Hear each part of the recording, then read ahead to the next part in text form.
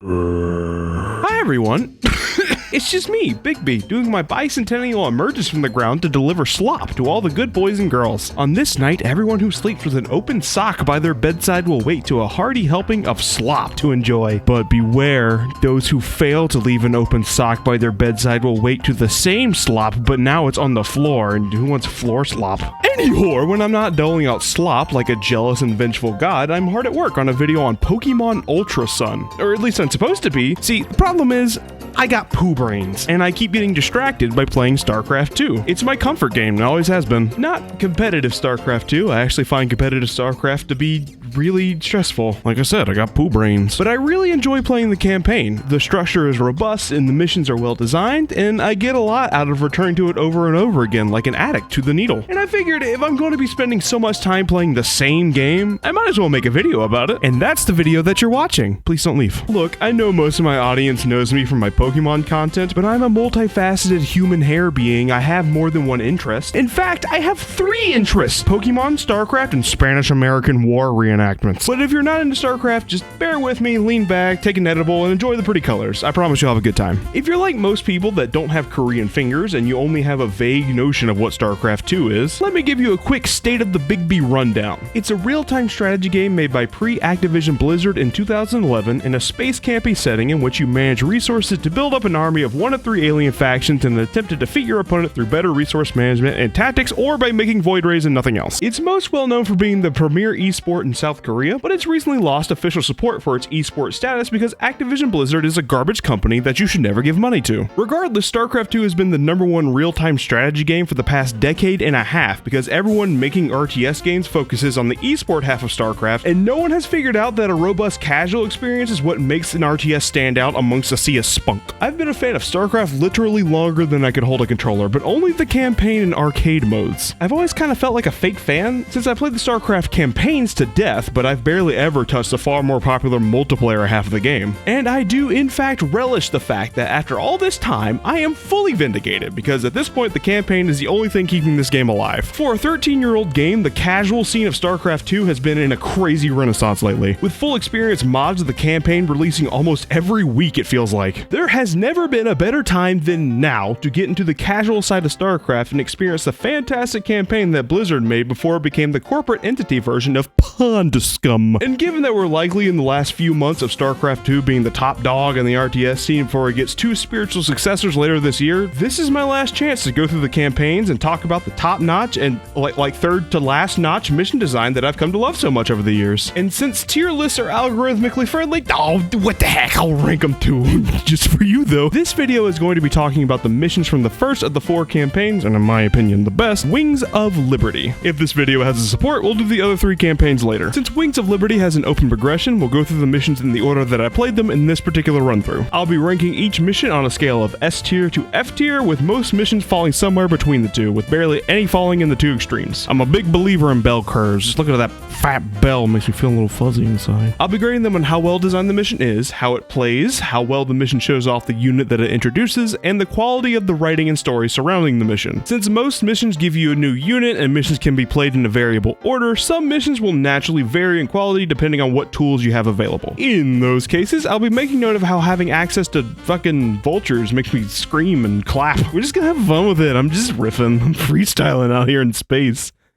There's no air here. One more thing before we get started. If you haven't played StarCraft and this video inspires you to give it a shot, good. I'm glad I was able to have that impact on you. But you should understand that the Blizzard that made this game and the Activision Blizzard that owns it now are as different as Day and Hitler. Under no circumstances should you give Activision Blizzard money at this point. It's an evil company. Bobby Kotick deserves to have a crow eat his liver every day. Everything we're going to be talking about today is entirely free to play, no strings attached. You can go download Wings of Liberty right now from battle.net, and you can even play modded Wings of Liberty through the Giant Grant Games custom campaign launcher in the description below. Anyway, onto the video. Put me in, coach. I'm ready. Oh god, this hurt. StarCraft campaigns usually start with a very un-StarCraft style mission, with gameplay more akin to League of Legends than Fire Emblem, but you know, it's just like less body odor. These are known as no-build missions. Instead of managing resources to build an army, you're given a small squad of troops, and they're usually led by some sort of heroic unit. You are tasked with making it to the end of the level without your limited army becoming a red gooey puddle. Campaigns usually start with these to get you acclimated with movement first. You get to have fun with the shoot before your brain hurty. Fans of the series are usually here or there on no-build missions, but I like them enough. As long as they have good spectacle and they jangle keys to my fuzzy little lizard brain, I got no problem moving through an A mission. So Liberation Day has to be judged on its ability to introduce the campaign as well as its ability to be a mission. And I think it sets the scene well. It presents the Raiders as a scrappy rebel group against the evil Dominion. The Dominion is shown to be a typical dystopian bad guy, not just through dialogue, but also there's environmental storytelling. There's this graffiti all over the billboards as you go up the road, and you see the painting guy's fucking dead. The Dominion shoots down that gross gremlin-looking civilian, and the people remember and respect our hero, Jim Jimbus. You really do just attack and move through the whole thing, really. There's no strategy, which is fine. It's the first mission. I mean, you can stutter step and shit if you're a sweat, but it doesn't really teach you that level of micro. Jimbus is just a chunky marine, so he's got no fun abilities to play with, which, again, it's fine because it's an intro level and we won't see him too much. Destroying these holoboards is a fun enough side objective, and it serves two purposes. It shows the power of propaganda in the Terran Dominion. Although, what the hell, why does Nigel need big fuck-off holographs for that? I mean, I hear there's a guy with green paint and very reasonable rates. He's taking a nap on the street. And by destroying the holoboards, you're rallying the people by cutting off the propaganda machine. I just wish it showed a little bit more of a connection. When you destroy the holoboards, it gives you more civilian allies, but it doesn't really make that line clear. But hey, you can hide behind civilians while they're shot down with heavy artillery, so 10 out of 10. The Outlaws is the mission that has to introduce the concept of building up your army and managing resources, or otherwise known as macro. Although this isn't really teaching you macro because you can't get upgrades in this mission, so you only really have access to half the economy game, which isn't a huge deal, but you don't really make spending decisions, you just hold down the marine button. But it does teach you about and reward early exploration of the map. You have these resource pallets right outside your base that give you a head start on production, but if you explore too much, you might bite off more than you can chew. There's also this really fun thing that it does on brutal difficulty. See, all missions add tougher enemies on higher difficulties, but this one in particular adds a tank in the base. It shows off that brutal ain't your mama Starcraft 2, time for some rants! And again, this map does some good storytelling by showing that Jimbus is supporting the people. You can rescue a rebel base from being overwhelmed and get free troops out of it. And if you explore all the corners of the map, the colonists talk to you. Dominion can go to hell! And he's gay. This mission also does a good job of teaching about army positioning, because you're attacked by these Hellions that fire in a line, and there's the aforementioned tank, which punishes grouping up your army in clusters. And it has the infamous Bunker of Death.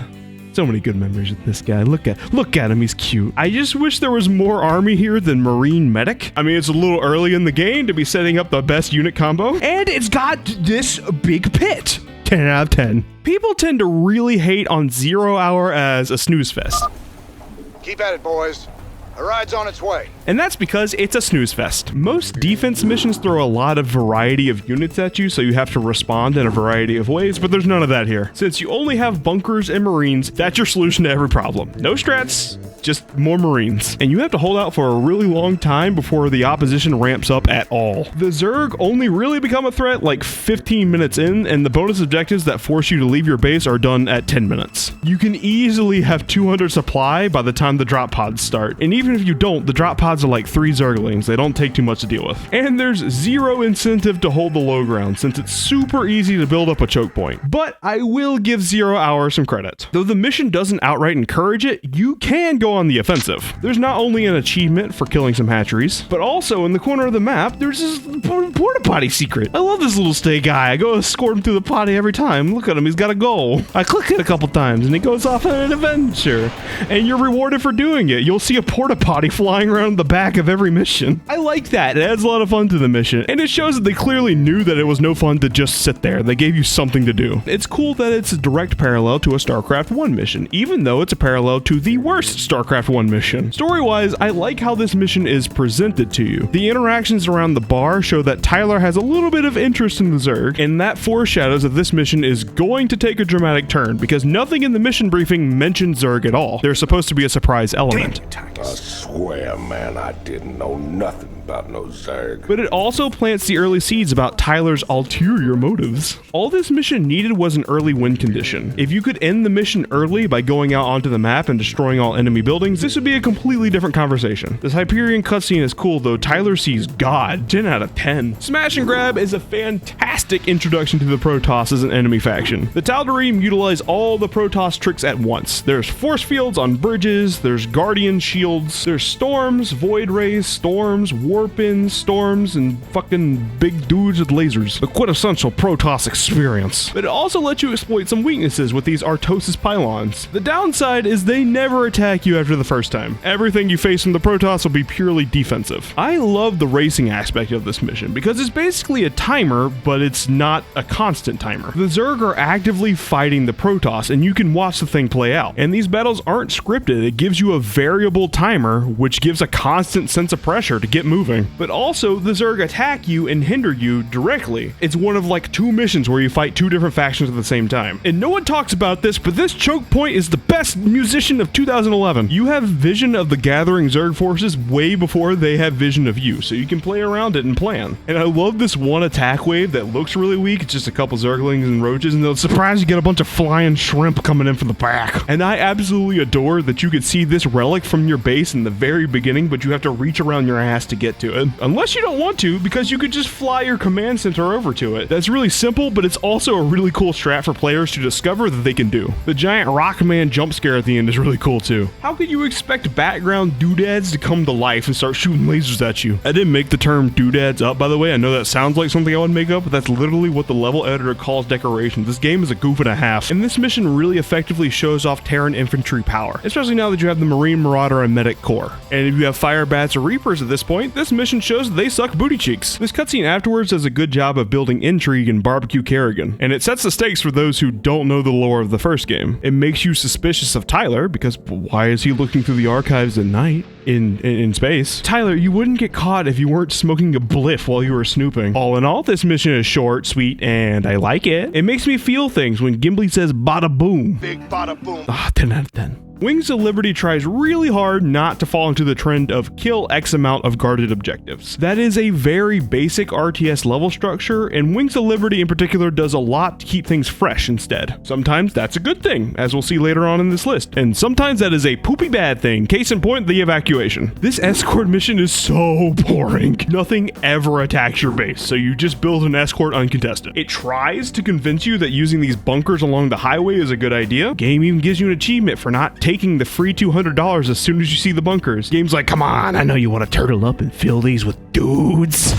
The later stages of this mission have you attacked from off angles. The bunkers won't get the job done. You will have to invest at least some resources in an escort, so you might as well go all in on an escort. It is light work to hit 200 supply before the 4th caravan. You are stuck on 1 base economy, but with all the pallets around, you basically have a second one. What's more, you get such a boosted economy that helps you mass immediately. This mission really needed some way to stop you from building up so much. Asking politely for me to invest in bunkers is not gonna cut it. Maybe give an achievement for killing enemy buildings. Maybe put the bonus objectives further into enemy territory. Maybe attack the base between escort ways. Maybe sprinkle in a little dancing gnome to look at on the map. You can click on it. Anything. It may be intentional, give us a big macro mission early on to make me feel like a badass. That's not inherently a bad idea. Heart of the Swarm does something similar to that. But I'd argue the mission where you're saving colonists from what's supposed to be a deadly invasion is not the place for that. Now, to this mission's credit, it gives the only situation in the game that makes Fire Bats a good unit against a few Zerglings with 1-to-1 medic support when you have literally no other options. 10 out of 10.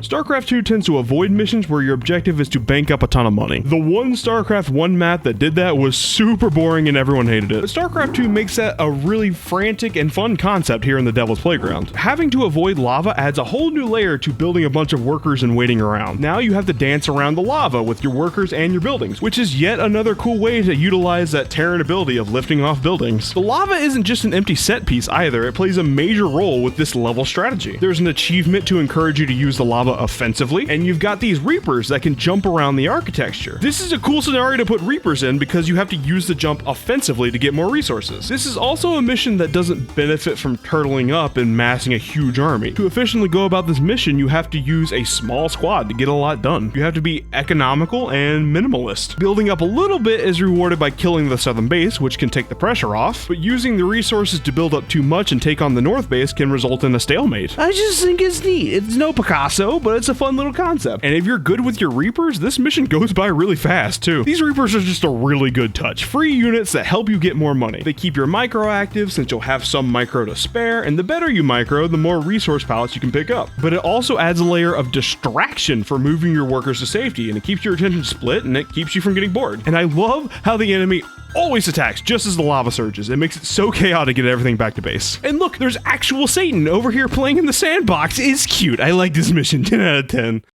Okay, so we got this unit, right? The Diamondback. It shoots while it moves. That's pretty cool. It's pretty fun to use, but it's the only unit that does that, so it doesn't really mesh with any other unit. And it's paper thin and super expensive, so you can't really use it by itself. Unless we design an entire mission around hitting moving targets. We robbing trains, baby! Yeehaw! The Great Train Robbery is just pure fun, man. You get to spend time with a super fun to use unit that's hopelessly outclassed with the siege tank in almost every single case, including this one, but you might not have the siege tank yet. We have this deserted planet that's majorly important to Jimbus's lore, doing a thing that's majorly important to Jimbus's lore, with a unit that's a callback to the Confederacy in the first game. It's a powder keg of nostalgia and Western train heists, and I am here for it. Seriously, I have never seen a mission more blatantly designed around a single unit. You could tell that they knew that the Diamondback was rad as hell, but completely useless, which they were correct, so they went all out on a mission to make it the best units. Here, have 6 of them for free. Air units, forget about it. We'll throw in some Ravens and Banshees, which really all that does is enforce you to get a Marine mineral dump, and it also shows you can outrun Seeker missiles. We'll put some Marines and Firebats around for you to skitter by and destroy. Oh, but the Diamondback is expensive and resources are really limited on this map. Here, have 4 free Diamondbacks worth of resources every time you kill an objective. Oh, we'll throw in these fat guys that like to eat sand and deliberately tell you to avoid them with your super nimble Diamondbacks. And the writing is good too. The entire crew has something fun to say afterwards. Tyler reminisces about when he and Jimbus used to rob trains together. Tumbo Tosh wants to make you a pirate. Space Matt bought a Russian wife on eBay, and Gimli is based AF. Yeah, good old days, robbing trains, yada yada, bang bang, yeah.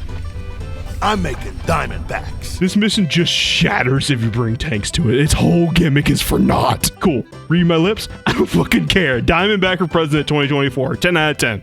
We've talked about it before, but holdout missions tend to be a bit lame, unless they give you a good reason to be aggressive. Outbreak's solution to that problem is to give your aggression assigned seating. No, you can't sit with your friends in the middle of the night. You have to sit in your base and wait for daylight. It's not the worst idea, but it's missing a ramp up, really. The fact that you are always punished for going out at night is a huge problem. There's the bonus objectives that are burrowed during the day, but you can just get cheeky with some detection. I got you, stinky ass. I got eyeballs. There's one achievement for destroying buildings in the night, but that's not a new way to play. It's just more of a one-off challenge. This whole time, you're just facing the same 3 light armor units over and over. If you have tanks, this mission crumbles. If you have Reapers, this mission crumbles. If you have your bunker upgrades, this mission crumbles. This was a terrible mission to give you the Hellion. That's just straight a bad pick. I mean, it's a Hellion. It's always kind of a bad pick, but here it's really bad. They're bad at clearing bases because they keep getting stuck on each other and they require you to constantly monitor them. They're paper thin, so they're bad at defense and they can't get in bunkers. And the level geometry has a lot of cliffs, which makes the Reaper a better option every single way. The story here is dumb too. Dr. Binkenstein sees all this death and devastation and is like, I can cure it. And then Space Man is like, aren't you worried that I can cure it? And it completely shafts Gimli with his cool lore. Apparently Meinhof is where he joined the Raiders. He lost a lot of good people rising up against the Kelmorian Combine, which is a faction that barely gets explored. I can cure it! But he gets completely ignored for the worst character in Wings of Liberty, Dr. Binkenstein. It's not bad, it's fine for a holdout mission, but just like play the co-op mission, it's way better.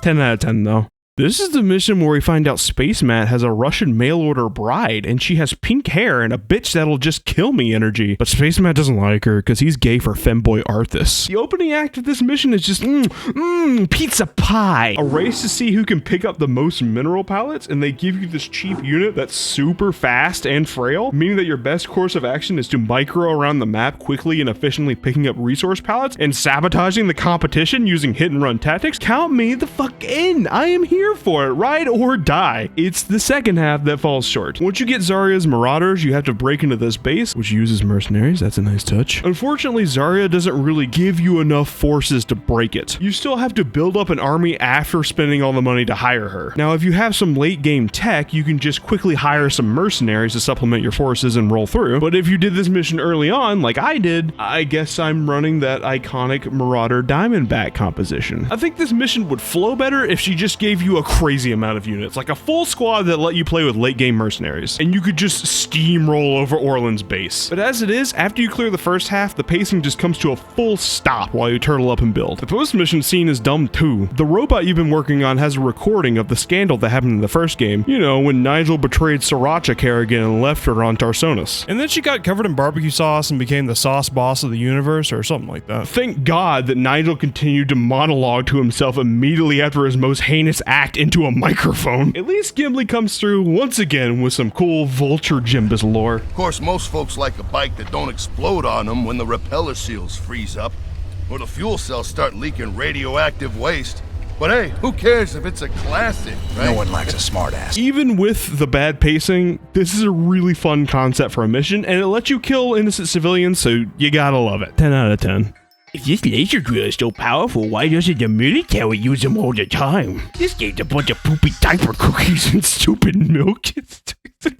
Stupid. It's the worst joke in this video. Now this is how you spice up a holdout mission. The enemy Protoss gets incredibly powerful units, compositions that completely ruin your high ground, like High Templar and Colossus, but you have one thing that can nuke any individually targeted unit. But anytime you spend killing individual units is time added to your timer. It's genius. It makes for a really fun balancing act. The only problem is, once you get a critical mass of siege tanks, which you get in this mission, it's over. None of these threat units can stand up to a 10 tank line. The drop raids make for a fun challenge, and it forces you to invest in some anti-air, and they can ruin your defenses and force you to think on your feet, but there's only 3 of them, and it's nothing like the chaos of All In later on in the game, but maybe it's a good precursor to it. There's also 2 fun bonus challenges that force you out of your comfortable base. First of all, you can get these artifacts as a bonus objective, and they require your drill's attention to get it, which adds more time to your timer. And there's this additional base that requires you to expand your claim. If you want those additional resources, you can't just hold at the ramp, you have to take the low ground, which is a fun risk-reward system. Not to mention, finally, you can end the mission early by destroying all the enemy buildings. Having that option alone can make or break some holdout missions, and this boy stands fully made, not a hint of deflate in his pound cake. These bases are terrors to push into. You really have to know your stuff for this to be a faster way to end the mission, even on lower difficulties. And it's fun, because it turns the drill into a full-on offensive tool instead of this timer thing. Nothing here can stand up to the power of the sun, and winning is fun. This is one of the missions that is an indicator that you're in the mid-game, as evidenced by the post-mission cutscene where the plot takes a turn. Jimbus is taking a casual stroll through the airlock, really enjoying not bearing the weight of an Armageddon prophecy, you know the feeling. But then, the lights go out, and that summons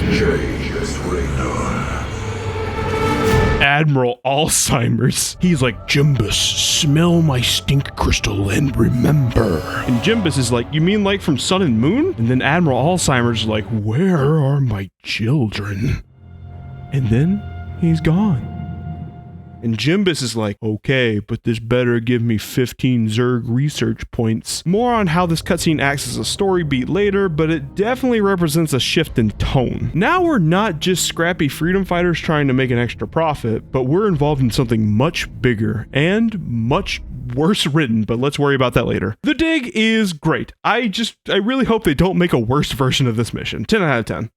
Smelling Admiral Alzheimer's stink crystal knocks Jimbus into a nightmare trance where he plays Protoss on ladder without void rays. Whispers of Doom is your average hero-based no-build mission. You get a blink, you get a void prison, both of which recharge on cooldown, and each room is a puzzle to solve while losing the least amount of health possible, with a couple bonus objectives if you have the extra health to spare. On its own, it's inoffensive. It's just a really average stalker micro mission. There are some funs that are really fun, like this baneling bit, where the cooldown for blink just barely lets you blink away in time. And there are some points that drag on and on because you have to wait around. After a decade of playing this game, I still don't know how to get past these broodlords without losing half my stalkers or dying of old age. The downside to this mission, and this is a big downside, is that Admiral Alzheimer never shuts the fuck up. There are multiple points in this mission where you have to wait around because Admiral Alzheimer isn't finished talking. Not to anyone, this isn't a dialogue. He is simply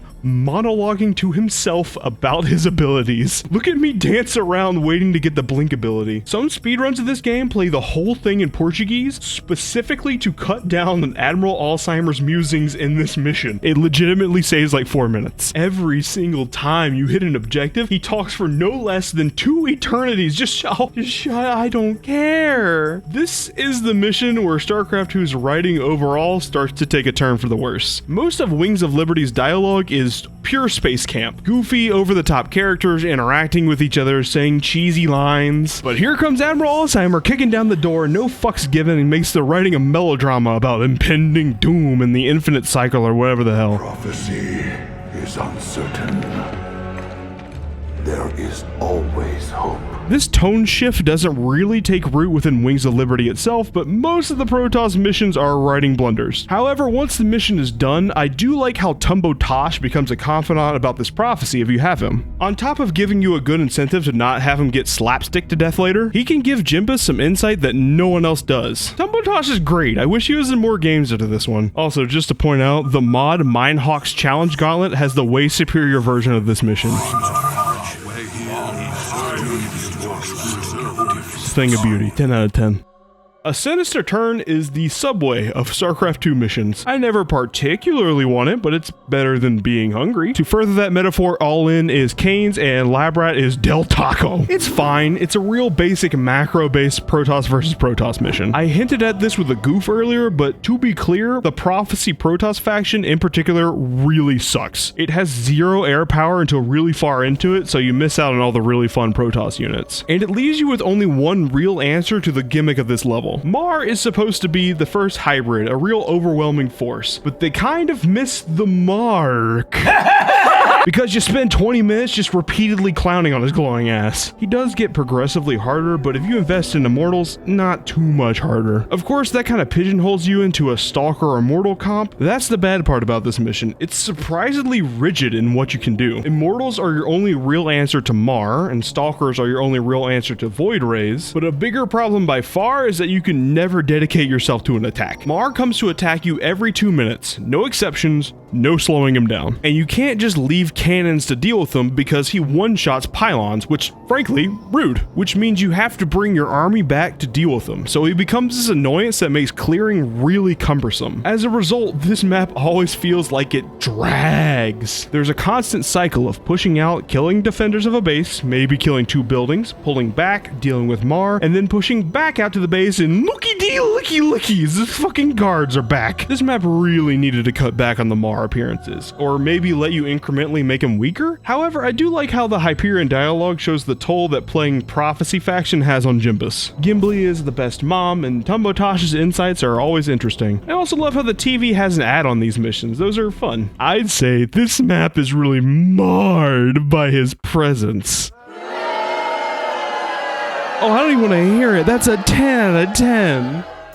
It took me this long to realize the title Welcome to the Jungle references drug addiction, which is cool because you're basically turf warring here. Bitches can't handle my booger sugar. I come strapped with a BB gun and 4 Red Bulls. Don't mess with me. This mission is a little overtuned for how early it appears in the campaign. There's huge versatile attack waves and really entrenched defenses, and they feature some of the toughest Protoss units, including the only warped-in Colossus in all of StarCraft. And once that tempo starts ticking, it doesn't let up until the end of the mission. It's really easy for things to pile on top of each other and get really out of hand. I usually put Welcome to the Jungle off until I have some Protoss research macro. On the flip side, the challenge offered here also allows for a lot of different approaches. There is no one strategy that feels overpowered here, and all of them are valid. Except like Mass Hellions, but who would do that? While some areas are a little more difficult to push into, there are none that are outright impossible except for the main base. As a result, this is a mission that rewards you for thinking outside the box. Like, yeah, you can walk around with your giant blob of units, but you can also stop geyser cats with quick units like Reapers. Or you can lift off your command center to diminish the journey that your SCVs have to do. Or instead of using a mobile force, you can build some bunkers to create an entrenched position, which is my favorite strategy. And each strategy has its own counters that you need to account for. Bunkers may stop storms, but they do force you to find an answer for voids. Because of all the sky toss, they give you Goliaths and they push you towards using them for their anti-air. Unfortunately, the unupgraded Goliath is a bad unit. When the Goliath has Hyperion upgrades and his DPS gets essentially doubled and it can fight a void ray at range, it becomes the backbone of mech play at that point, or at least like a ribcage or Maybe like a femur. But the base level Goliath is just trash, and it becomes way less viable here as a result. However, I do love the scene with the TV afterwards. We get a whistleblower notification about Tumbo Tosh, so he's already in some suspiciously hot water. And then you look on the TV and someone pulled a Final Fantasy VII on a heavy Dominion plant. And then Tumbo Tosh just stares at it menacingly, like a normal person stares at their taxes. Oh, and hey, free bonus points. This is another mission with an alternative ending. You can end the mission early by destroying all of their buildings. No, I don't have any footage of it. That shit's hard as hell. 10 out of 10.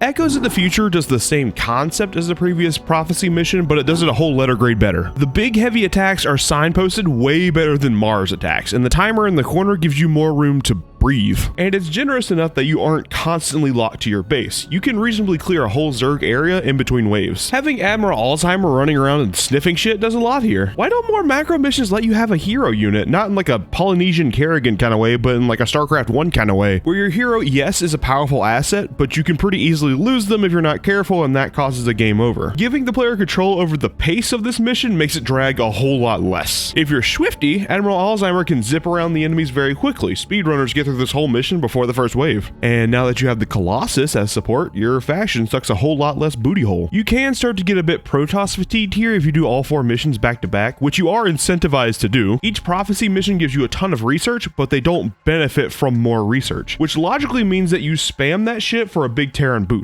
But we gotta talk about the story revelations here. A lot of people have problems with Tassadar showing up here. He shows up here as a ghost, which isn't really a thing in this universe. I mean, there's the snipey caked up kind, but not like the ooh spooky kind. There's more to this whole thing that we'll talk about way later in this project, but in just the context of Wings of Liberty, it's weird that this happens. Admiral Alzheimer talks to a ghost, and then no one fucking talks about it. They just accept it and move on. Jimbus doesn't bring up that he saw Tassadar come back, which is weird because they are war criminal buddies. And even Tassadar's like, just don't worry about it. People also have a huge issue with the Overmind being a secret good guy in the first game. I don't mind that inherently. I think the concept is interesting. The Overmind is a creature with intelligence, but no free will. He's entirely bound to Among Us's Eunice. Sorry, I just read Among Us and it made me giggle. The Overmind is entirely bound to Among Us's universe-ending will, but he is fully aware that what he's doing is no good. He has no mouth, but he must scram. It's a classic sequel move. Now we're fighting the big bad. And who can forget the MVP reveal of this story? This universe has uranium-flavored ramen. Nuke noodles. Call down the flavor. That's 10 out of 10 in my book. The Morbius Factor is probably the most volatile mission tech-wise. If you've got Vikings, Ghosts, Hive Mind Emulator, the Hercules, then you can pretty easily parry everything that this mission throws at you. But if you're missing some or all of those tools, then things just got a lot harder. This playthrough was the lowest tech run I've done of this mission in a hot minute, and I forgot how tricky it can be. Now I actually had to fight the incoming Zerg waves. The time limit is pretty well tuned, but I wish the timer wasn't there. You can clearly see Barbecue Kerrigan's path, so I wish they just used that to let us gauge how much time we had left. That would build a lot more tension than just seeing a number in the corner. I'ma say it louder for the people in the back. Drop play is fun, and there are not enough missions that let you use it effectively. Most missions just don't benefit from the investment of moving your troops around in a transport. And clearly Blizzard recognized that that was a problem, because in later campaigns, they straight up don't have drop, which is the wrong way to fix that problem. You can't just murder a bunch of homeless people and say you fixed homelessness in America. The encouragement to drop opens this mission wide open. There's a ton of ways you can approach each objective. There is a recommended path, but you're guided by reinforcements, which is much more open than, say, a Sinister Turn, which feels restrictive because it guides you with optional bonus objectives, but bonus objectives aren't optional at all. You need most of those. And I like it when the game forces you to change up your go-to strat and consider other builds. Maybe this is a good chance to try out mech armies, huh? I mean, the drop play would be better if this version of the medevac didn't suck eggs. It's not a very good medic. It's not a very good vac. This mission is stupid in Predator runs. And 7 minutes in heaven with the Brutalisk on a small island, we love that. We need that. And there is not one StarCraft fan who did not cream their jeans when they first saw New Gettysburg. It's a modernized realization of the StarCraft 1 scene that we were promised in 2010 with beautiful cinematography as Sriracha Kerrigan slowly realizes that she has been betrayed. Hey, new alcoholism cure just dropped. You just have Space Matt ask them to stop politely. Dude, homie really is a homie. 10 out of 10. You youngins may have forgotten about a little project called Starcraft Ghost. In the drought of the mid-2000s, the promise of Starcraft Ghost was all we Starcraft fans could cling to. It was a third-person shooter espionage game set in the Starcraft universe, starring Booty Betty, a dominatrix ghost lady with a lot of assets. It looked forgettable, honestly. Less Halo and more Robotech invasion, you feel me? Development fell apart, and it turned into a book. God, I hope that never happens to me. Oh no! But people still loved Booty Betty and her Betty boobs. They wanted to see her in action. The answer was this no-build stealth mission that makes no sense within Wings of Liberty, but it lets you reenact StarCraft Ghost, and it's not like they'll ever make a full campaign for Booty Betty. As a stealth mission, it's okay. It's pretty good. It does a good job of making you use small squads really efficiently, and it utilizes stealthy-feeling units to accentuate that feel. You use specialized units like Reapers and Ravens and Banshees and tanks. Each of these three areas operates more like an open answer puzzle than a level, really, and you get to come up with your optimum route that you'll follow every single time. Booty Betty is a fun unit, and her design never forces you to wait around. Her snipe is on a really short cooldown, and dominate is her only energy-based ability, and it never runs out. Any ability that lets you take control of other units is cool. It keeps you aware, it makes you scan armies in front of you and look for high-priority dominate units. And it's funny, she specifies that she telepathically dominates them. Man, they are not subtle about the fan service at all. If this game were made today, you know she'd step on Tumbo Tosh with the POV angle of her stomping his Tumbo testes and everything. God, I hate the internet. I like the little Easter eggs, like there's a rabid ultralisk that you unleash on a bunch of Marines, and you get a little preview into the Thor. It also shows off the most fun aspect of the Ghost, nukes. The cutscene afterwards is also a really comedic one. Tumbo Tosh uses a voodoo doll to throw Tyler around a bar. The cutscene's almost a little too comedic. They really did Tumbo Tosh dirty here. I mean, he's a really wise, reserved character that has a lot of interesting things to say, and in this scene they show him as a complete whack job that can't even handle his voodoo magic, and then he gets stabbed in the scalp. And I like how no one besides Space Matt really commends your decision if you talk to them afterwards, because you were wrong. Tumbo Tosh is clearly the right answer here. Tyler is just mad that you didn't Betty bang the ghost. I adore how he points out that she is just Honey Mustard Kerrigan. And the eye pistol commercial is comedy gold. What? How does that even work? Does it play music? Does it shoot you in the ears? Oh, 10 out of 10. If between Tumbo Tosh and Booty Betty you choose the canon mission that makes more sense within the story, then you're rewarded with a worse unit and a way worse mission. Breakout isn't the worst thing in the world, at least no one talks the whole time, but the pace of it can be really annoying. Where Booty Betty had a lot of momentum and tactics and espionage, Tumbo Tosh spends the whole time on support duty for Jimbus. Jimbus cannot deal with any attack wave unless you microwave it on high for 3 minutes. This makes the pace become this really annoying stop and start most of the time, where you jump in, deal with the priority target, and then you wait for Jimbus to catch up. Sometimes Tumbo Tosh is in a position to slowly shoot a building to death, but often I find myself just waiting around for Jimbus. Jimbus's incompetence cannot be understated. Sometimes you have to leave the bonus objective because Jimbus needs you to come save him. The bonus objectives are lame too, it's just more of the same thing. Your reward for doing it is diamondbacks and tanks that Jimbus doesn't micro, so they just die. Did you know that this mission was broken for like 2 years around 2019? The pathing on the second bonus got screwy out of nowhere, so you had to waste a nuke to get your second bonus objective. Remember, kids, Activision Blizzard is a garbage company that doesn't deserve your money, and cracking the final jail can be really annoying. You can sabotage their production fairly easily and early on into the fight, so now it's a war of attrition, but getting up this ramp is just nasty, and you constantly have to bait out their 5 ravens to get anything done. These assholes are relentless. They come out of nowhere. They definitely got that dog in them because they hound your cloaked ass. It can lead to what feels like cheap deaths. It's not bad. You can get into a certain micro flow with consumption and mind blast, but sometimes it just feels like pulling teeth to make stuff happen here. I do love how the story around this mission foreshadows the end of the game though. First of all, it points out that you made the right decision here. You didn't just free the Tumbo Toshlings, but also a bunch of free thinkers. There will be a better tomorrow, but Tumbo Tosh and Jimbus won't be there. Tumbo Tosh disappears after this and turns into a book. Shit, it's contagious. If you still have Dr. Binkenstein with you, she even reveals that Booty Betty's full of shite. Turns out she just completely lied to you, which is a fun little detail that solidifies your decision that you wouldn't even know unless you had not yet gunned down Dr. Dinkenstein. And I love keeping Tumbo Tosh as Jimbus's confidant. Bro is a bro. 10 out of 10.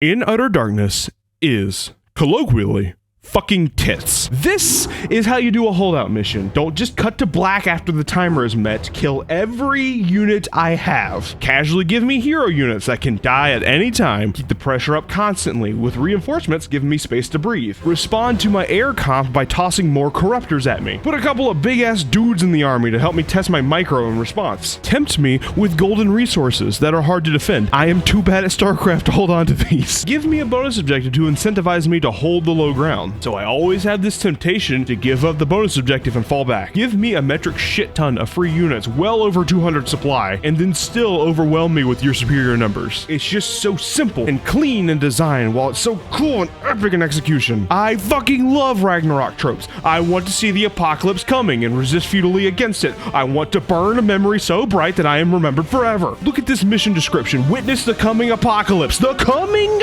apocalypse. This mission has Mohandar.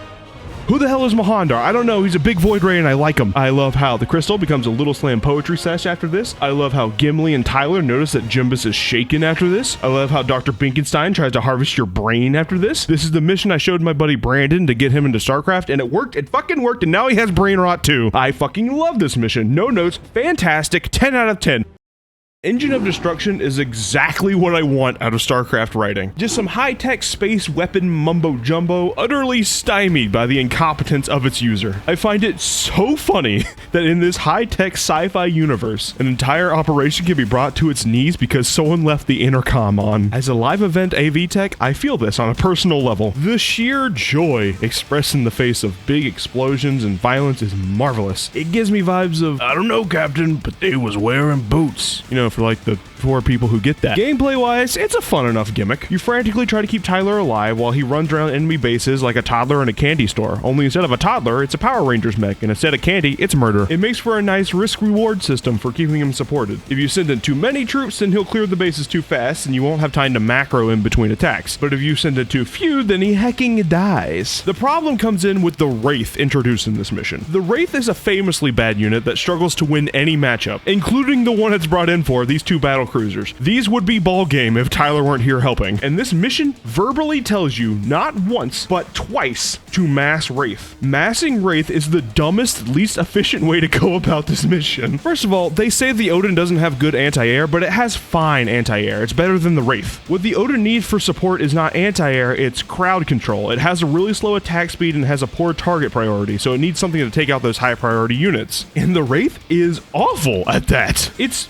functional as an anti-air tool, but the only thing it can do to ground units is to politely ask them to pass away. And on top of that, the Wraith is stupid expensive for what it is. If you mass Wraiths, this mission is way too difficult. You will have no resources for anything. But if you literally ignore what the mission tells you to do, it's pretty chilled out. Some Vikings and Banshees or mech make this smooth sailing. I do love how the enemy flanks you without warning. The final attack wave is a drop play at the back of your base, and they'll even attack the expansion if you end up taking it. There's also this dumb kill the Loki bonus objective that does nothing, like literally nothing. I get it, the Loki completes a Norse god theme we have going on here on Valhalla, but like, it doesn't even give you minerals and it leaves you alone unless you go bug it. Why would I ever attack this? This is also the mission that all but flat out tells you that Tyler is a traitor. It's really ham-fisted.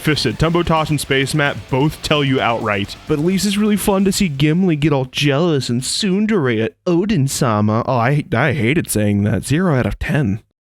So if the supernova obliterates the artifact here, does that mean that Among Us loses? Like, the artifact is supposed to clean off all that barbecue sauce from Kerrigan to revive Among Us. That's literally Among Us's plan with this artifact, to regather and redistribute the excess sauce from Kerrigan. Wait, if Among Us needs the artifact, then why does Mobius want it? Morbius and the Tal'Darim both serve Among Us, so couldn't the Tal'Darim just do what Jimbus is trying to do themselves? And technically, as of right now, Barbecue Kerrigan is under Among Us's control too, so why doesn't she? You know, they really did just make this shit up as they went along. You don't play StarCraft 2 for the story, man. This shit is held together by scotch tape and, like, Burt's Bees. You play it for the level design. Case in point, Supernova. Well, yes, but actually no. You see, Supernova is a good idea in concept. There's a slow-moving map-wide firewall that's bearing down on you. It forces you to constantly move using that Terran lift-off ability. And you have to do the most you can with your minimalized time to gather resources. It's a really unique level concept that only works with Terran, and it forces you to constantly think think about your next move. It means you have to repeatedly secure new base locations, which that doesn't happen that often. But in execution, this mission is really frustrating. The attacks are just constant. You never have time to breathe. You basically do not have time to get upgrades, maybe 1 or 2, but that's about it. And you need those upgrades because these Protoss encampments are really bulky and hard to deal with. I hate feeling like I can't breathe when it comes to pressure. You're also kind of forced down the southern path by a bonus objective. Most of the bonus objectives are pretty open. You can get them no matter where you're going, but there's one tucked away deep in the southern path. This mission is fine if you can fully spec into air mech, but if you don't have the Viking yet, you kind of have to use a ground army. And putting storms here against your banshees is just mean. They're paper thin and they're absolutely obliterated by Psystorm, and you don't have the resources to replace them. The scene afterwards is pretty cool. You get to see Tyler and Jimbus do some actual fighting for once. Tyler kills a guy with his shoulder. Jimbus says, "Turn around, Nigel," to a guy that clearly isn't Nigel, and then femboy Arthas turns around and is like, "Bibbidi boppity boss, let's go clean off that sauce." And then everyone gets pissy at Jimbus for siding with femboy Arthas. They feel betrayed, like Jimbus is going to abandon them. Most people don't even have Dr. Binkenstein at this point, but even she's mad. And she simps over Jimbus. She's basically his little pay pig. I do hate this part of the story where Jimbus is fighting with the whole crew, because this story is non-linear and no one reacts to that. I literally did a rebellion mission before and after this one, and yet people are acting like I completely abandoned the fight. I do like it when Jimbus hangs up on femboy Arthas though. 10 out of 10. Don't take that shit, King. I like how the media in this game paints Jimbus as a cold, terrorist monster. But as the player, we are supposed to know better. And then he lands on Hall and then stomps on civilians to make a broadcast. Tyler murders innocents just by standing in an intersection. Mothers, children, fleeing in the street. Millions are dead. Media Blitz is the macro mission. You have quick access to multiple bases as soon as you start, and you have some time set aside to sabotage the enemy production buildings. Whenever you try to claim an objective, big bada boom waves of enemies start attacking you. The problem with Media Blitz is that it might be a little too easy. If you do any significant damage during the sneak attack, they lose. If you do it right, you can just destroy every production building. With good routing, they will never be able to fight back. Which is a problem because I feel like this mission has a right to be difficult. Lore-wise, Hall is pretty notoriously difficult to crack. Polynesian Kerrigan has like 3 missions dedicated entirely to breaking through to the palace in Heart of the Swarm. And no matter how you route it, this is your last big Terran versus Terran macro mission. It has the right to be hard, but it's actually really easy unless you deliberately ignore the sneak attack. But you know what?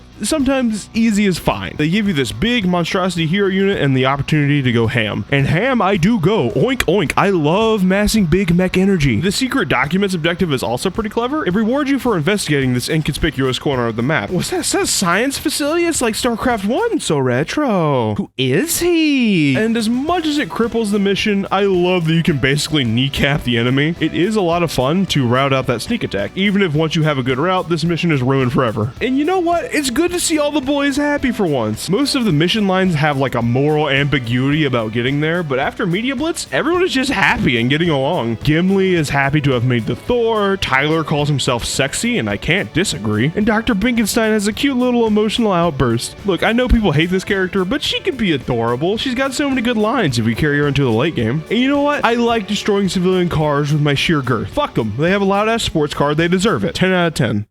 Finding the secret documents in Media Blitz gets you piercing the Shroud, one of the best no-build missions in the entire game. I feel like in StarCraft 1, we had Jimbus as a hero in almost every Terran mission, but in StarCraft 2, he only graces us with his dad bod in 3 missions, and this is by far his greatest appearance. Now he gets to throw fucking bombs. This mission feels almost covert, like we're hacking the system. We turn the base's own research and defenses against it. I really like this one where you could choose to unleash 5 Ultralisks on these unsuspecting bio units and your own squad. I love the Ares Warbot as a concept in this. It's a super-powered temporary life unit that you can choose when to unleash. You can power through this garage with it, or you can save it and have an easier time with the Brutalist boss fight, which the fact that that exists is just bananas. Getting consumable power-ups for Jimbus is also a brilliant idea. It means you're constantly watching for the best opportunity to use them, and then 100% whiffing a grenade toss. And the chase scene with the hybrid disappearing and popping up out of nowhere? I'm also a big fan of the Pigalisk nest. What is a Pigalisk? No idea. idea, but you better have seen a plasma rifle shot about it. The biggest downside to this mission is that I feel like no one gives this moment any dramatic weight. We found a hybrid. This is a big deal. I feel like this should alter the course of the entire game. Like, Nigel is making hybrid super weapons. Pump the brakes. We need to go investigate this further. Forget Char. But no, everyone just goes, well, that was weird, and moves on. Not even Dr. Dinkenstein has anything to say. I do like how there's a variable line if you've done the prophecy mission with the hybrid yet. Variable lines are pretty rare for this game with an open-ended progression, but that should give the crew even more cause for concern. Jimbus knows that these things will lead to the end of the world, and yet he just kind of pretends he didn't see it. Whatever, I can't judge. I'd probably do the same thing. I'd be like Tyler over here, sipping my drink and giving Jimbus the most ambivalent of side eyes. The mission itself is tight. Gold standard of no build missions, 10 out of 10.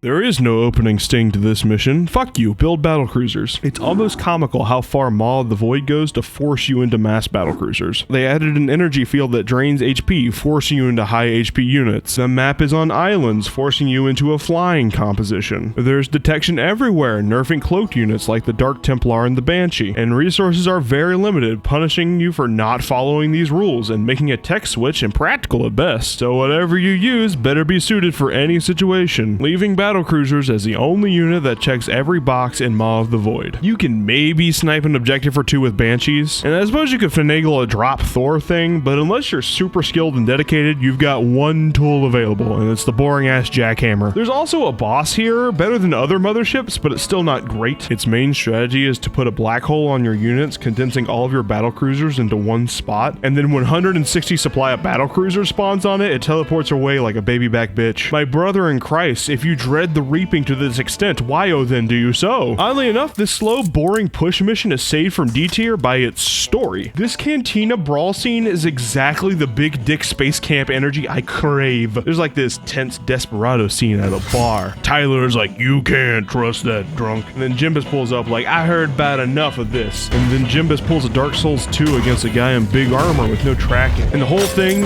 is set to Sweet Home Alabama, and then Tyler stops the music when it gets to the Oz and he throws a jukebox at him. And then Jimbus zaps him with his iconic dangerously high voltage jukebox cable, and then that one track from Firefly plays for 10 seconds, and then he says, I don't want to have this conversation again, and fix my damn jukebox. It's just so fucking cool, man. 10 out of 10, don't at me.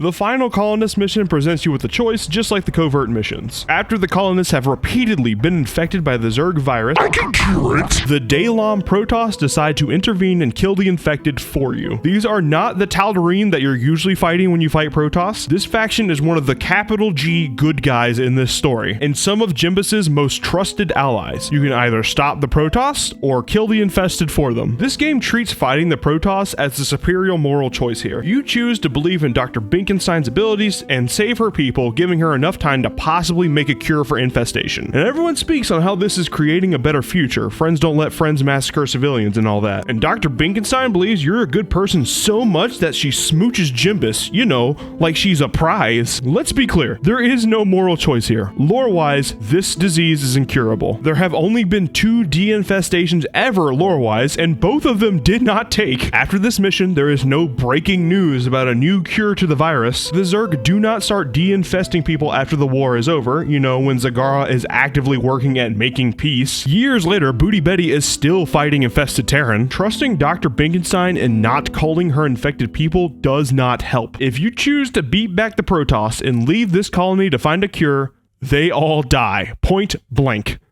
Anyway, Safe Haven is the worst mission in Wings of Liberty. This mission actually has the opposite problem that a lot of missions have. It shows off its new unit, the Viking, way too well. Every problem here can be solved by the Viking, and not in a cool way like the Diamondback. The Viking is actually a good unit. And it was so busy showing them off that it forgot that you're fighting the Daylom. You know, the scary smart faction that you're not trying to fuck with. For some reason, they don't believe in pylons here, so you can cripple them with just the air mode of Vikings and nothing else. They set up their bases next to all these cliffs, so they're really easy to kill without countering. Their main air force is carriers, which is so easily countered by microed Vikings, which it's cool that they show that you can micro carriers to death, but could they maybe throw in a few Phoenixes? They send out one High Templar to counter your Vikings. And the big scary whooshy planet cracker purifier mothership, you know, the one with its own special map-wide lighting effect? Yeah, you can really easily kill it with 10 Vikings. They outrange it at base. It cannot fight back. This mission is just so easy. 2 reactor starports, click the void prisms, done. Their attacks don't do anything to deter you either because, again, they're easily felled by the Vikings that you're already making. It's a lot of Colossi which cannot fight back against Vikings. This is a mission in desperate need of more QA testing. I avoid it almost every time I play this game. Why would I ever choose this over the alternative? Simply awful. 10 out of 10. Haven's Fall is a lot better than the alternative in terms of mission design. The Viking's introduction is much better here. The Viking is a strong unit here due to its versatility, but it isn't the answer to every single offensive and defensive issue you have. It helps you think of integrating it into a composition. Wow! You have to pair it up with something to give you a landing zone, like tanks or banshees if you have them. I've also heard that Mutalisks pair well with Vikings, but I don't know how you'd make those. Yeah, this mission is definitely not built for late game tech. These big waves are meant to be a callback to Outbreak, but if you got the Hive Mind emulator, you can play Stukov on this mission. I do really love how the bonus objectives here have a real gameplay effect. You don't just get more of a resource, you get a lowered drain. These Zerg bases are constantly spawning infested to throw at you. If the Zerg has less bases, then they're sending less at you at once, meaning it's much easier to defend if you stay on top of the budding infection. It creates this great tug-of-war design. I also think that the writing is much stronger if you take this path over the other one. Dr. Binkenstein, yet another woman that Jimbus cares for, takes a bath in barbecue sauce and is infested, and then Jimbus blames himself and his inability to clean off barbecue sauce. Although I love how the cutscene doesn't know what to do with you if you have the stink crystal. Oh no, infested Dinkenstein gently lifted up the stink crystal to bleed under it. Dr. Binkenstein represents what Jim fears most, that he won't be able to clean the barbecue sauce off of Kerrigan. Even with that, he's willing to make the hard choice and save more lives by killing that which he cares for. And everyone on the crew takes time to comfort him. They don't really judge his decision, they just comfort him. Except Green Day fan 6969 who talks about the artifacts like it's the first time you've seen them. It's funny because he didn't get to be a character. Overall, pick this mission, fuck Safe Haven, fuck Dr. Dinklesmooch, 10 out of 10. I really debated back and forth on whether or not I should include Lost Viking as a mission here. It certainly is a level accessible by the Wings of Liberty Hyperion menu, albeit from an arcade cabinet instead of the star map, and it has level art and a loading screen, and it has achievements associated with performing well at it, so I decided that it qualifies as a mission. If you disagree, then download this video, cut this part out, and re-upload it. Do it, you won't. Can we just talk about how cool it is that this even exists? Blizzard back in the day spent a ton of time making the Starcraft 2 level editor. You know, this was back before they were aggressively butthurt about Dota taking off. The pre-release material for this game was constantly showing off the level editor. You could use it to make Bejeweled, or Cooking Mama, or even a third-person shooter with RPG elements. To this day, it's still a very extensive and well-loved editor, and the modding scene that spawned from it is what's keeping the game alive. But regardless, they had the idea to push this RTS engine in a weird direction. Their solution was a shoot-'em-up that you controlled with your arrow keys, with power-ups, unique enemy models. It even has a home for the Terratron, which is an amalgamation of Terran buildings that was teased as an April Fool's joke in 2010. As far as shoot-'em-ups go, it's no Toho, it's no Gradius. I wouldn't even call it a Parodius. I mean, it's only got 3 levels, 1 for each faction, and the bullet hell never gets unmanageably ramped up. And the power-up system is functional enough, although the plasma gun blows the side missiles out of the water to the point where the side missiles feel like a trap. But it's just cool to seamlessly transition to a completely different game. I do think that the 500,000 points is a little steep for that gold achievement. One loop of the whole game will give you just over 150k, so you literally have to repeat the content ad nauseum to get the achievement. I think that's a little much. But I think StarCraft fans are too mean to this one. It's just a nice little treat. And you know what? Fuck you, it's going into beats here. Oh, these are pretty cool bananas.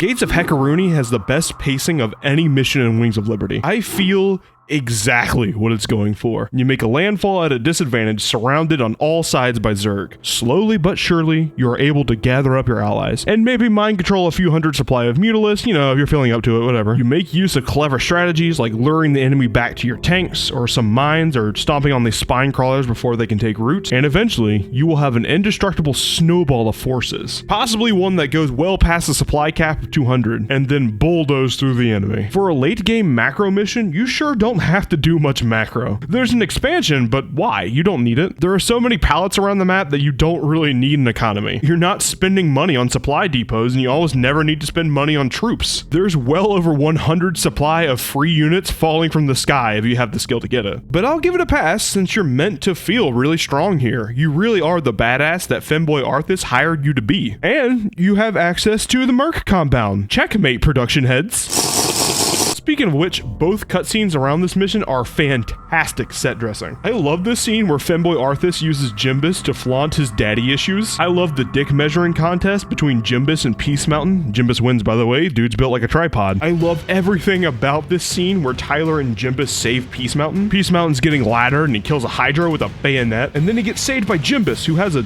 sniper rifle. Jimbus, didn't you used to ride a bicycle? And then Jimbus has been researching his Banshee upgrade because now they're actually good against Zerglings. And I love using the news to build tension for the upcoming battle. All in all, fantastic opener to the final missions of the game. 10 out of 10. I love how Peace Mountain offers up a bunch of trained military professionals, and Jimbus says, nah, I'll use the dwarf and the nerd. Even Gimli looks around like, what, you're talking about me? Neither one of these nerds wants to be here. They are constantly talking about how they don't like being in the cave. I love the writing in this mission. Tyler even name checks the Heaven's Devils, his old specialist crew. And if we had Tyler's co-op system where all the abilities were on the same hotbar, then this would raise an entire letter grade. As such, this is a no-build mission with a little too much micro going on. Managing just 3 spells is hard, but then you find some Marines you throw in Stim Pack, and it's really hard to play at maximum efficiency here. For the most part though, this mission gets no build missions right. You have fun if basic abilities with really well-defined use cases. You use Gimli's Flaming Betty on choke points, you use Tyler's Shredder Grenades on clusters, and you use Jimbus's Jim Jam Blast for lines of enemies. And you use Green Day Fan 6969 for, like, never dying. Seriously, his healing is so good that the only way to lose a unit in this mission is for one of the lesser medics to accidentally heal for him. It has a really dynamic tempo that's constantly changing up the scenario on you. One minute you're popping eggs before they hatch, the next you're pushing up against a horde of zombies, and there's optional challenges that can get you more resources if you're willing to risk them. That Omegalisk is intimidating to take on, but doing so can double your DPS. The dialogue is quippy and not too serious, there's a lot of jokes. I really like this part where they're having a normal conversation about not liking being there, and you can cut it off by triggering these enemies and they make Green Day Fan 6969 scream. And it all rounds off with a not terrible boss fight. It's nothing on the boss fight in the alternative mission, but it's fun enough and lets you test the efficiency of your abilities. It'd be cooler if this queen was Zagara instead of a random ass queen, but that implies they weren't making this shit up as they went along, and we all know that wasn't the case. It is a bit of a cop-out that your heroes can't actually die. If they're reduced to 0 HP, they just take a nap. Even waist deep in lava, puddles of acid, no pain can't be cured with a warm milk and a lie down. This is my standard when it comes to no build missions. It's a solid high B tier mission, and every other one is better or worse. Regardless, it's a 10 out of 10. You know, Tyler has a point. This mission, while it's fun, is a bit of a pace breaker. We spent the whole last mission just trying to land on Char, and in this option, we pop right back up into space. NBD, my dude. So let's say you're a soulless freak who doesn't like no-build missions. Shadow to the Sky is the macroiest macro that ever macroed. You got 2 really easily taken expansions right next to your starting position, 4 bases to take out, each one specializing in countering a specific build, and a Leviathan boss fight to fight halfway through the mission. I do like how this mission gives an option for multiple playstyles. No matter what you use though, there will be a base that's harder to take out because of your army composition. I do wish this was a full base clearing mission as opposed to multiple single targets. As it is, there's just too many ways to cheese this mission and snipe objectives. A move, nah dog, we don't have to clear a path because we ain't coming back, go shoot the vents. There's also no real late game Zerg clearing map as it is either. We have all these offensive tools and a lack of stuff to use them on. It is cool they spawn a boss halfway through the mission. I do wish there was some kind of trigger to make it charge your army. I mean, you can get through the whole game without ever fighting the Leviathan, and that's kind of lame. Tyler uses the word writhing. This whole place is writhing. And I could just listen to that all day long. And I love when Jimbus false starts the explosion. Yeah, so, any second. Any second. There it goes. This was before Marvel ruined this kind of dialogue. And you know what? You can blow up your own dudes for fun, so 10 out of 10.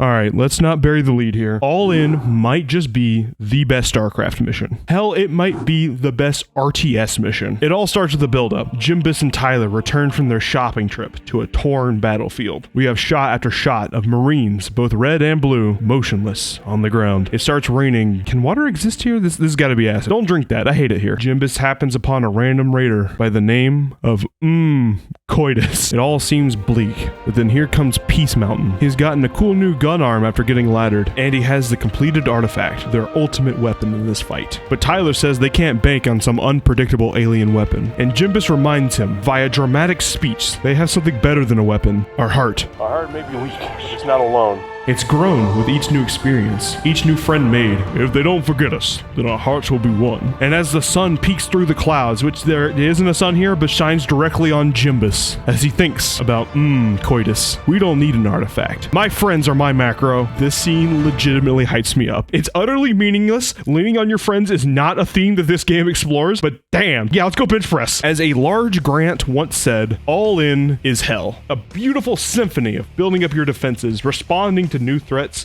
and rebuilding and repairing in the midst of heated combat. The whole thing's a juggling act. You got maybe 3 minutes of relative peace to initially get set up, and then the fighting starts, and it don't stop till you reach 100% charge. There are no breaks. Something is always coming at you. If you get busted, you better not drop that ball while you fix it. So you've got your defenses in place. You got bunkers, tanks, got those 3 balls all nicely juggled. Good job. Fuck you, here's Barbecue Kerrigan. Barbecue Kerrigan charges you 5 times over the course of this mission. She's an insanely powerful unit and crazy tanky. You have to immediately direct all of your attention on her, and when she attacks, she will kill something. When she has sight on a mechanical unit, like the tanks you almost certainly have, she kills it. With a spell, there's nothing you can do, it just happens. They go to heaven, and then hell. When she sees a bunch of stuff clustered together, raise a swarm. Everything in that general area dies. It's like a High Templar storm, only with knives instead of zappy zaps. Even without using her spells, she one-shots your SCVs and 2-shots your bunkers. You have to get really creative to kill her. You can try mashing spells at her. I've seen good stuff done with Yamato or Snipe, but mostly you have to hope your defenses can wear her down and get ready to repair the damage that she does. So now, do you have your defenses in place and rapid fire snipe ready? Good job.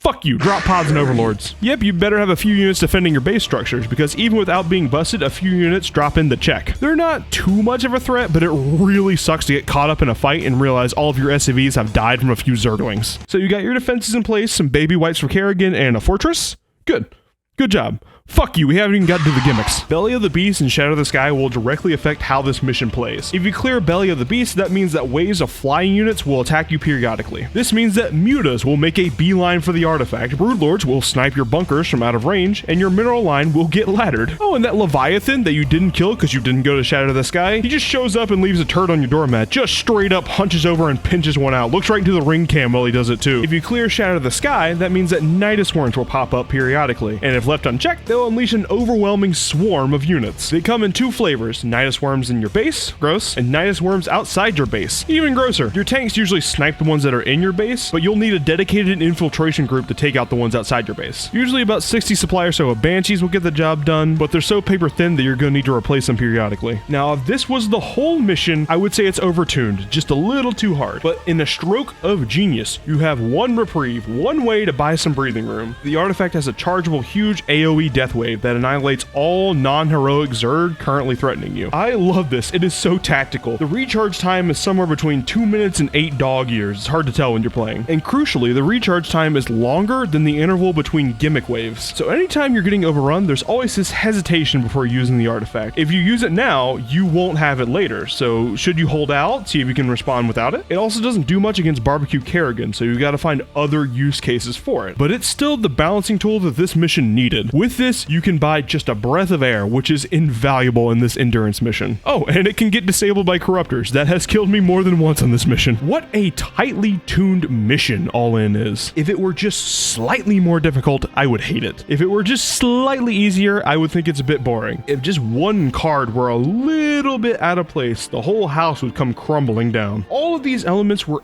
expertly placed just where they needed to be. There's always something new you need to be doing. There's no downtime and you're constantly responding to threats. Yet that little boost you get from the artifact seals it. It makes it so it's not so frantic that I can't keep up and get frustrated. Similar missions will make that mistake down the line. And that ending cutscene is, well, it's something. Jimbus finds plain Kerrigan in the goop. He sees her eyes. They're no longer barbecue flavored. And then the man that Tyler is working for is finally revealed. It's Nigel. Wow, the only other named villain in the game. Who could have fucking figured? What a twist. And Jimbus has to choose the woman or his oldest friend. All women are queens.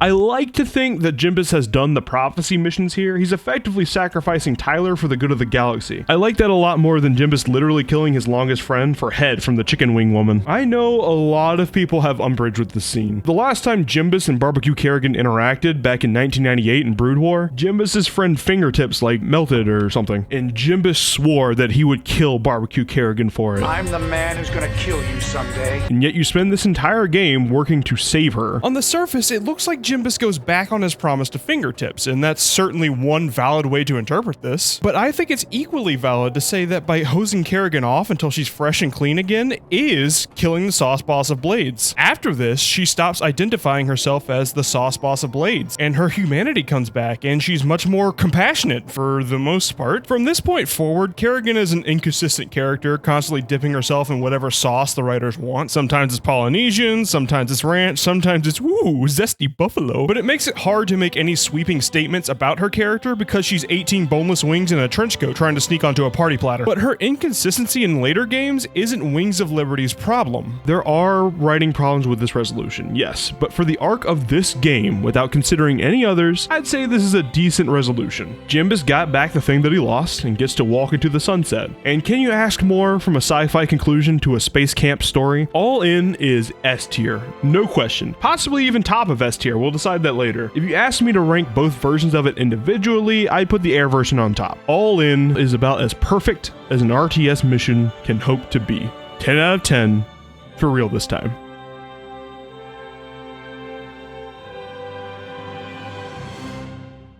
All In, more like all skin.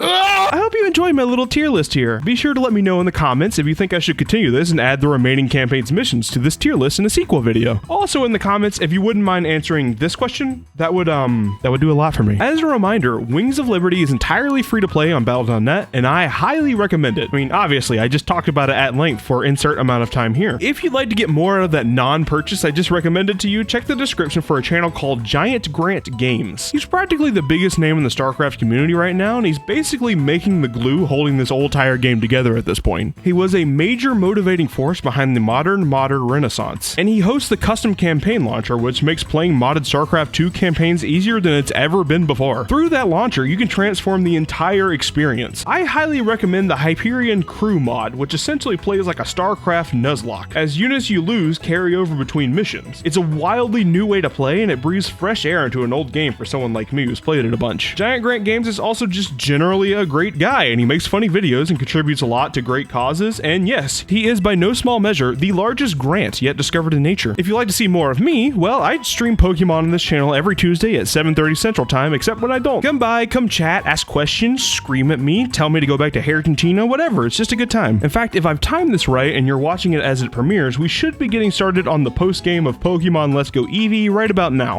Hi, Bigby from the future here. I did not time it right. We're actually almost to the first gym in Pokemon Shield now, but you know, still come check it out. New video on Pokemon Ultra Sun coming soon. Go ahead and put that soon in big quotation marks. You definitely don't want to miss it, so it's probably best practice for you to go ahead and subscribe. While you're at it, you can check out that cool video I did on Pokemon Coliseum a while back too. That'd be good. Okay, cool. I think that's everything. I'm gonna go away like a helicopter now.